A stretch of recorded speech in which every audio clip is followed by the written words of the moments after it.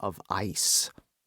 This membrane simultaneously compacted his core, allowing it to compress energy more efficiently, and cooled it as well, making its flow calmer and more malleable. He could sense that he had become at least 4 times stronger compared to the previous stage. Considering all the training he'd done with the Wind Warrior technique and his new power-up, he could now use it for almost 20 full seconds, which would surely be enough to delay Essenen for at least a minute. He hoped that the time he was buying them would be enough for the others to open the gates. "Who are you?" Essenen asked. Her crossed sabers trembled beneath the weight of the blue blade, next to which a sword woven from the streams of raging wind hung in the air, still barely discernible, but much more clear and substantial than it had been in his battle against the Dragon Emperor.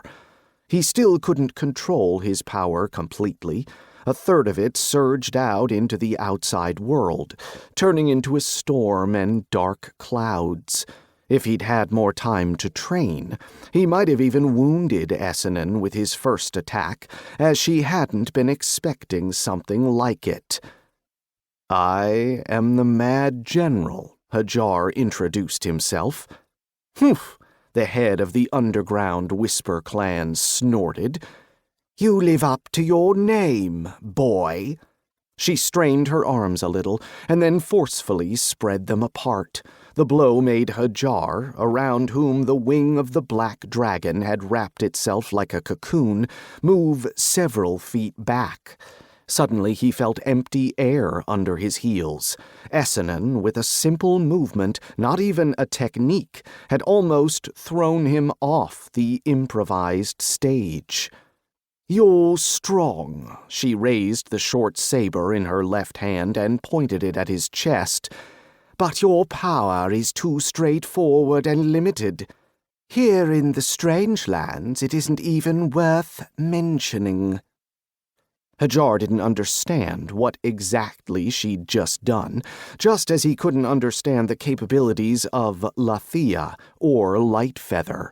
Then an invisible wave of power, which formed the silhouette of a blade, struck his defenses.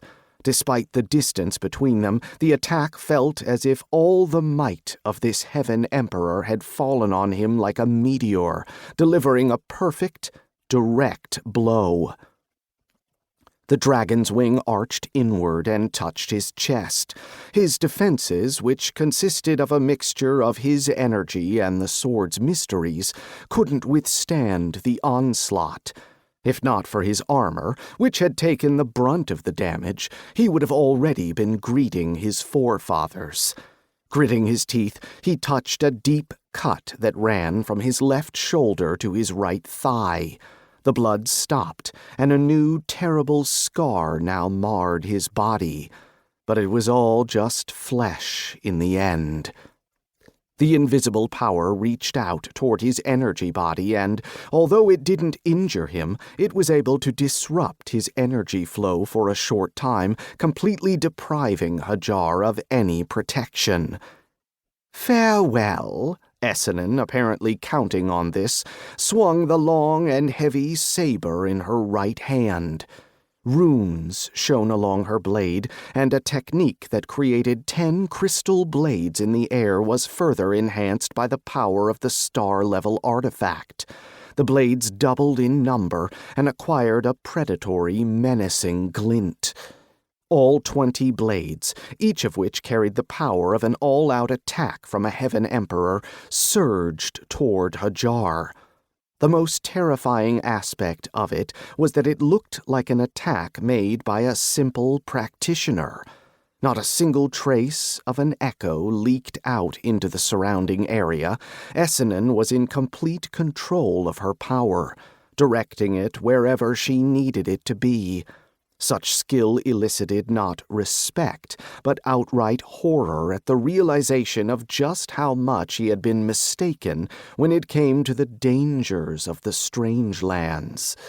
He shouldn't have dismissed the rumors about what kind of monsters lived here. They walked on 2 legs.